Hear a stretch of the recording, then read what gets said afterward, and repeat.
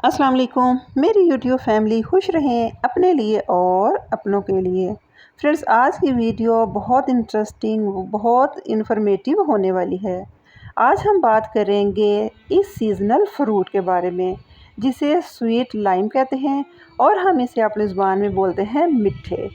جی بالکل، یہ جیسے ہی برسات کا موسم شروع ہوتا ہے ویسے ہی یہ مارکیٹ میں آنا شروع ہو جاتے ہیں۔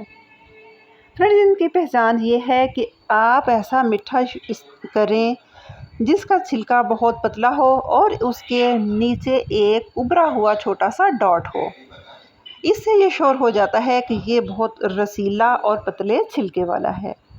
یہ تو ہوگی اس کی پہچان۔ اب آ جاتے ہیں اس کی تھوڑی سی افادیت کی طرف۔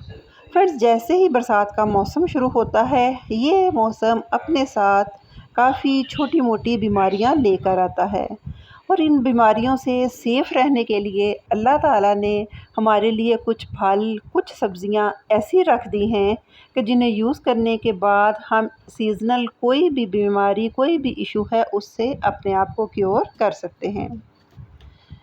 آپ اس پھل کو کاٹنے سے اندازہ ہوگا کہ یہ کتنا رسیلا اور کتنا میٹھا ہے، اور یہ کتنا رس سے بھرا ہوا ہے۔ یقین کریں اللہ تعالیٰ نے اس میں ایسے وٹامنز، منرلز اور پوٹاشیم وغیرہ کی مقدار رکھی ہوئی ہے جو ہماری باڈی کو اس سیزن میں ہونے والی ڈھیر ساری بیماریوں سے محفوظ رکھتا ہے۔ ان میں ایک ہے کہ معدے کا گرم ہو جانا، وامٹنگ وغیرہ کا آنا، بخار کا وقت بے وقت چڑھ جانا، دل کو طاقت دینا۔ ان سب بیماریوں کا علاج اللہ تعالیٰ نے اس چھوٹے سے پھل میں رکھا ہوا ہے۔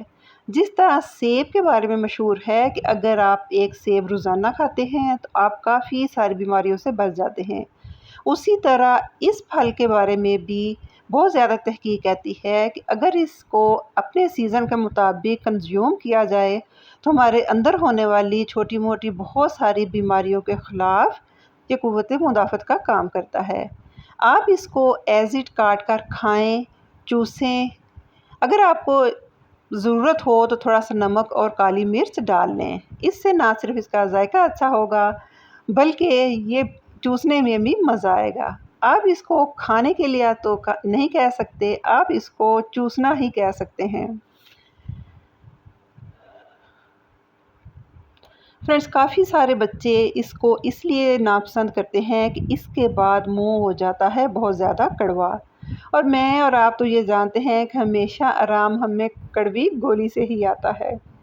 بس اس کا اتنا سا خیال رکھیں کہ جب آپ نے ان کو کاٹا آپ اسی وقت انہیں استعمال کر لیں، کیونکہ اگر کاٹنے کے بعد اس کو رکھا جائے تو اس کا ذائقہ کڑوا ہونا شروع ہو جاتا ہے۔ آپ اس کو ایز اٹ کنزیوم کریں یا اس کا جوس بنا کر پئیں۔ یہ ہر لحاظ سے صحت مند غذا ہے۔ امید ہے فرینڈز آپ کو میری آج کی ویڈیو پسند آئے گی۔ پسند آئی ہو لائک کیجئے، شیئر کیجئے۔ ٹیک کیئر، اللہ حافظ۔